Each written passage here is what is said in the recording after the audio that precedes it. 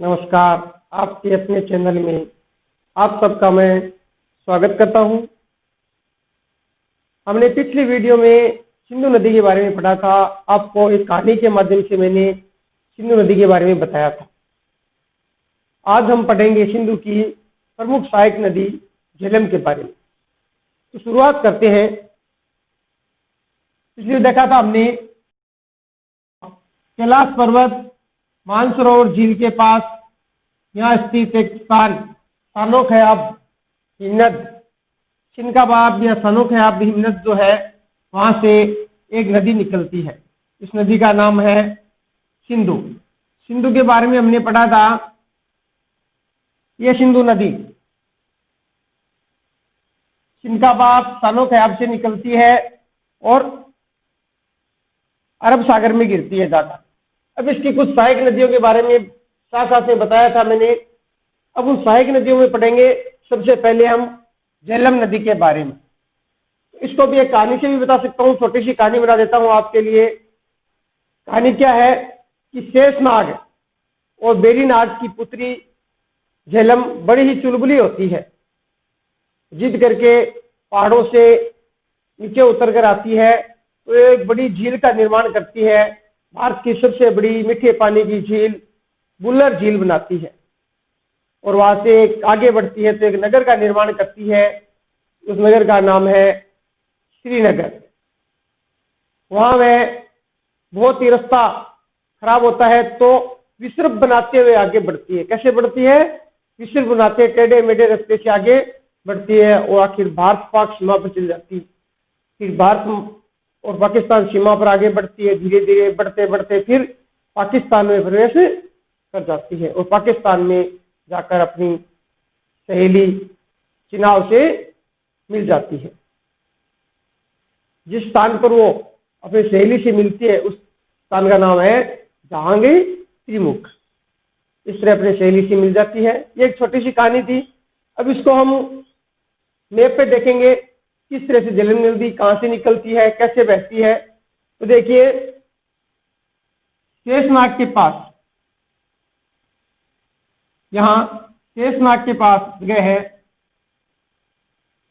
ये लद्दाख और श्रीनगर की सीमा पर स्थित है। लद्दाख और श्रीनगर की सीमा पर यहां से शेषनाग के पास बेरीनाग झील से ये नदी निकलती है और इस तरह से ये बहती है और यहाँ पर क्या बनाती है कि झील शेषनाग के पास बेरीनाग झील से निकलती है और नीचे आकर एक बड़े झील का निर्माण करती है, बुल्लर झील का। भारत की सबसे बड़ी मीठे पानी की झील बुल्लर झील। और यहाँ एक नगर श्रीनगर का निर्माण करती है। इसके किनारे कौन सा नगर है? श्रीनगर। और ऐसे आगे बढ़ जाती है। कौन सी नदी? झेलम नदी। और यहाँ पाकिस्तान की सीमा के बॉर्डर पर बहती है और इस तरह बहते बहते ये फिर पाकिस्तान में प्रवेश कर जाती है और अपनी एक अन्य सहायक नदी है उस नदी में ये प्रवेश कर जाती है। इसको हम यही छोड़ देते हैं। चिनाव नदी आगे पढ़ेंगे तो इसको यहाँ चिनाव में मिला देंगे। ये जगह कौन सी है? इसका नाम है जहांगीर त्रिमुख। जहांगीर त्रिमुख में ये चिनाव में मिल जाती है। झेलम नदी को पता है आपको? झेलम नदी को पाकिस्तान में किस नाम से जाना जाता है? नीलम के नाम से। झेलम को पाकिस्तान में क्या कहते हैं? नीलम नदी कहते हैं। इसके बारे में बात बता दूंगी। जो नदी है यहां से बुल्लर झील के बाद कश्मीर घाटी में बहती है ना जाइए तो यहाँ ये आधी टेढ़ी बहती विसर्पों का निर्माण करती है। झेलम नदी कश्मीर घाटी में विसर्पों का निर्माण करती है। बोलते क्या है? जहांगीर त्रिमुख है। जहांगीर त्रिमुख में ये चिनाव में मिल जाती है। तो इसको देख लेते हैं। अब चिनाव नदी। चिनाब नदी, चिनाब नदी जो है ये दरअसल दो धाराओं के रूप में निकलती है। चिनाब नदी जो है ये दो धाराएं है उसके रूप में निकलती है। धाराओं का नाम है चंद्रा और भागा। कौन सी धाराएं हैं? दो, चंद्रा और भागाएं। तो ये यहाँ बड़ा लाचा दरे के, बड़ा लाचा दरा कौन सा दरा, यहाँ दरा है बड़ा लाचा दरा। बड़ा लाचा दरा के दक्षिण से यहां से निकलती है चंद्रा, कौन सी, चंद्रा, और उत्तर से यहां से निकलती है भागा, चंद्रा और भागा दरे से। ये बड़ा लाचा दरे, तो उस दरे का नाम क्या है, बड़ा लाचा दरे के उत्तर और दक्षिण से निकलती है। यहां दोनों आकर एक स्थान पर मिल जाती है, इसका नाम है टंडी नाव। क्या नाम है, टंडी, जो हिमाचल के केलांग शहर के पास है। टांडी या टंडी भी कहते हैं, टांडी या टंडी में यहां दोनों मिल जाती है।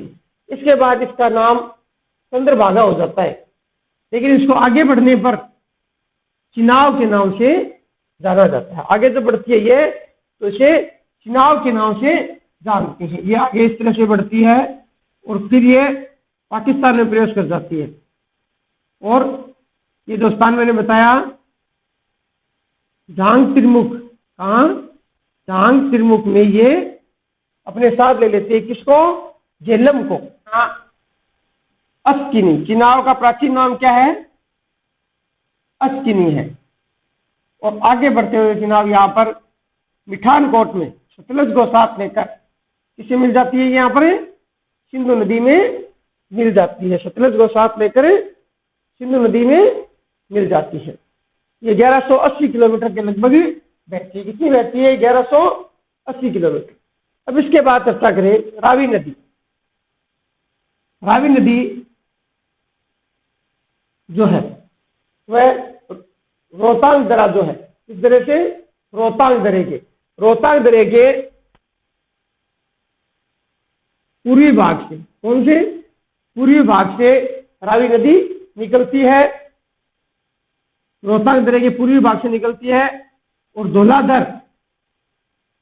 धौलाधर और पीर पंजाल, ये इधर धौलाधर है, इधर पीर पंजाल है, इनके मध्य से ये बहती है। और यह हिमाचल में किस तरह से बहती है, चंबा से। हिमाचल में ये चंबा घाटी या चंबा शहर से बहती है। और ये आगे बढ़ते हुए ये कहां प्रवेश करती है, पंजाब में, और पंजाब से भी पाकिस्तान में।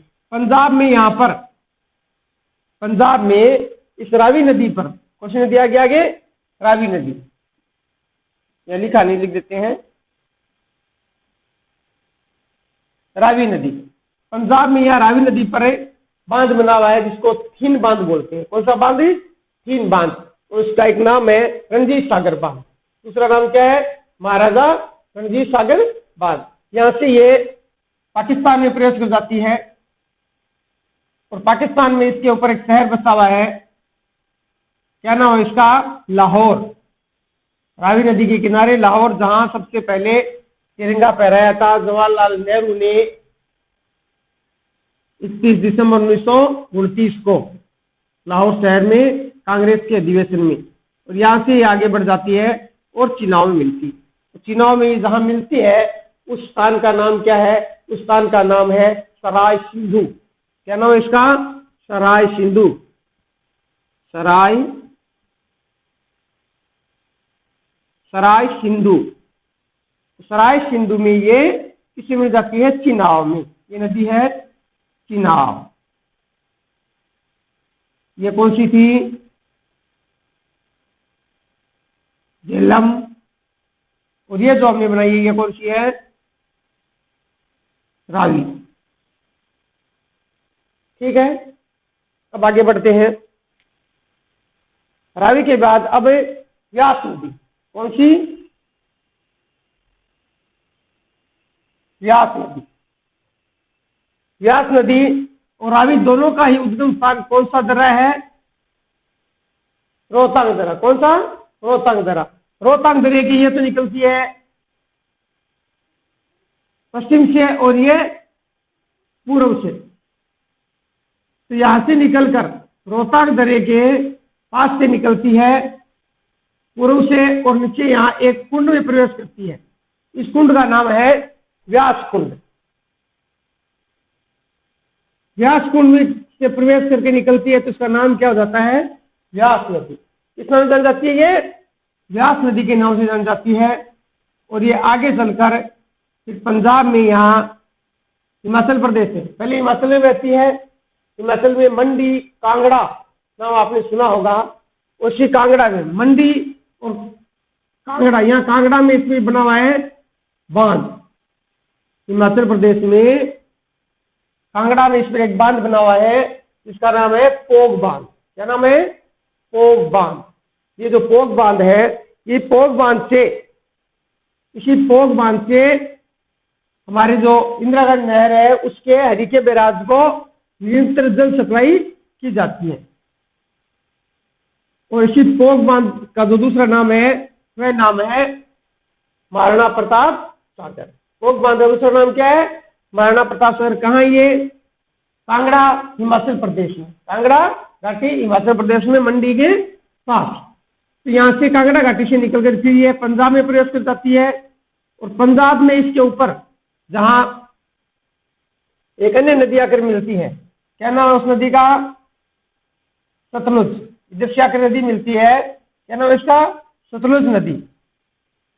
उस सतलुज नदी और दोनों के संगम पर यहाँ एक बांध बनाया गया है जिसका नाम है हरीके बैराज। तो हरीके बैराज में पंजाब के फिरोजपुर के पास व्यास नदी सतलुज में मिल जाती है, इसका यहाँ संगम हो जाता है। ठीक है, अब व्यास नदी हो गई। अब आगे बढ़ते हैं तो एक अन्य नदी की चर्चा करते हैं, इसका नाम है सतलज। अब आगे है सतलुज या सतलज नदी।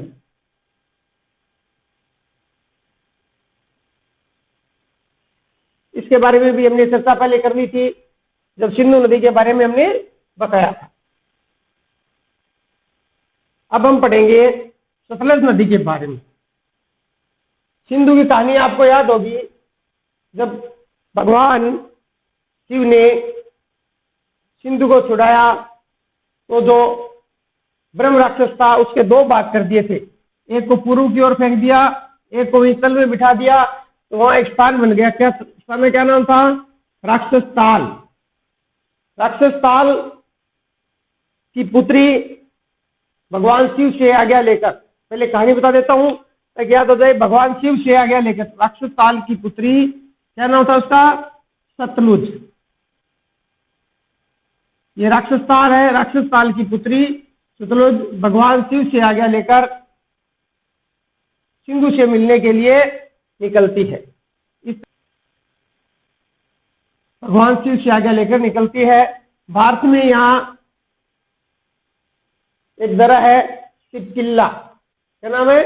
सिपकिलाला। सिपकिलाला दरा जो है, सिपकिलाला दरे से भारत में ये प्रवेश कर जाती है। यहाँ से ये जाती है तो इसे भगवान शिव कहते हैं कि रास्ते में जो भी मिले उसका ख्याल रखना। तो यहाँ ये हिमाचल प्रदेश में बिलासपुर के पास आती है। कौन सा स्थान? यहाँ बिलासपुर। यहाँ के लोगों की समस्या इससे देखी नहीं जाती है, तो यहाँ पर बिलासपुर, और इधर हिमाचल के बाद इधर पंजाब का नागल, बिलासपुर और पंजाब के नागल के पास यहाँ एक ये बहुत बड़ी जल परियोजना का निर्माण करती है। यहाँ पर ये एक बांध बनाती है, इसका नाम है भाखड़ा बांध। कौन सा बांध बनाती है? भाखड़ा, बिलासपुर, हिमाचल में यहाँ ये बांध बनाती है। तो यहाँ एक बहुत बड़ी झील बन जाती है और इस झील को हम जानते हैं सिखों के 10वें गुरु के नाम पर गोविंद सागर झील। तो यहाँ एक बहुत बड़ी गोविंद सागर झील का निर्माण कर देती है सतलुज, और यहाँ बहुत बड़ी झील बनाकर फिर पंजाब में नागल में, यहाँ पंजाब में नागल में भी एक बांध बनाती है जिसको नागल बांध कहते हैं। पहला बांध है भाखड़ा बांध, दूसरा पंजाब में स्थित है नागल बांध। इस नागल बांध और इस नागल बांध से भी फिर कई नहरें निकाली जाती है। सरहिंद नहर है, जैसे कई नहरें हैं जो सिंचाई के काम आती है। यहाँ का जल राजस्थान, हरियाणा, पंजाब को मिलता है। यहाँ से आगे बढ़ती है पंजाब में, फिर आगे फिरोजपुर फिरोजपुर के पास इसमें एक नदी आकर मिलती है दूसरी, फिरोजपुर के पास इसमें एक दूसरी नदी आकर मिलती है, इसका नाम है व्यास। तो फिरोजपुर में अपनी सहेली व्यास से मिल जाती है। फिरोजपुर के पास जगह कौन सी है? हरिके बैराज। कौन सा बैराज है यहाँ पर? हरिके बैराज। तो यहाँ यह हरिके बैराज में इसके साथ मिल जाती है व्यास नदी के साथ। और यहाँ से हरिके बैराज से एक नहर निकलती है, इसको कहते हैं हम इंदिरा गांधी नहर। ये राजस्थान की तरफ चली जाती है। यहाँ से आगे पाकिस्तान के पास पहुंचती है। यहाँ बॉर्डर है हुसैनी वाला। कौन सा स्थान है? हुसैनी वाला। हुसैनी वाला से यहाँ पर बांध बना है सतलज बांध। इस बांध का नाम क्या है? सतलज बांध या सतलज बैराज। यहाँ से हमारे बीकानेर के महाराजा गंगा सिंह जी नहर निकाल कर लाए थे, जो गंगानगर में सिंचाई का काम करती है। इस नहर का नाम क्या है? गंग नहर। और ये हुसैनी वाला से आसी लेकर लगभग ये इस तरह से बहती है। भारतीय बॉर्डर, भारत और पाकिस्तान सीमा के पास पास बहती है। या फिरोजपुर से लगभग फिरोजपुर जिला है, या फिरोजपुर से मुक्तसर तक ये भारत पाकिस्तान की सीमा के पास पास बहती है और फिर आगे पाकिस्तान की तरफ मुड़ जाती है। और मिठानकोट, क्या नाम उसका, इस तरह जाती है। और मिठानकोट से पूर्व इसमें मिल जाती है सतलज चिनाव में को साथ मिला लेती है। किसको मिला लेती है? चिनाव को। और चिनाव अपने साथ किसको लेकर आती है? झेलम को और रावी को। और सतलज अपने साथ लेकर आती है किसको? व्यास नदी को। कौन सी नदी है ये? व्यास नदी को साथ लेकर आती है। इस तरह यहाँ मिठानकोट में नदियों का संगम होता है। कहाँ? मिठानकोट। ठीक है। सतलज को दोबारा देख लेते हैं। सतलज का उदय कहाँ से होता है? सतलज का उदय जो होता है वो राक्षसताल से होता है। राक्षसताल से होता है, सिरकिला दरे से भारत में प्रवेश करती है, हिमाचल प्रदेश में, फिर पहाड़ों से पहले, मैदानों में प्रवेश करने से पहले यहाँ शिवालिक की पहाड़ियों में इसमें बांध बना है। इस बांध का नाम है भाखड़ा नागल बांध, जो बिलासपुर जिले में हिमाचल के पीछे बड़ी झील बनी है जिसका नाम है गोविंद सागर। इसके आगे ही नागल बांध है। यहाँ से जो जल की आपूर्ति होती है नहरों द्वारा राजस्थान, पंजाब और हरियाणा को होती है। इससे आगे ये पहुंचते हैं तो फिरोजपुर में, यहाँ पंजाब में, यहाँ फिरोजपुर में यहाँ हरिके बैराज है। यहाँ हरिके बैराज है। इस हरिके बैराज से ये इंदिरा गांधी नहर निकाली गई है। कौन सी नहर? इंदिरा गांधी नहर, जो राजस्थान को, इसको जल की आपूर्ति पोग बांध, महाराणा प्रताप बांध से भी होती है। और फिर आगे बढ़ती है तो पाकिस्तान सीमा के पास यहाँ है हुसैनीवाला। और हुसैनीवाला में यहाँ सतलज बैराज है। और सतलज बैराज से नहर निकाली गई है गंग नहर, जो राजस्थान के गंगानगर में सिंचाई का काम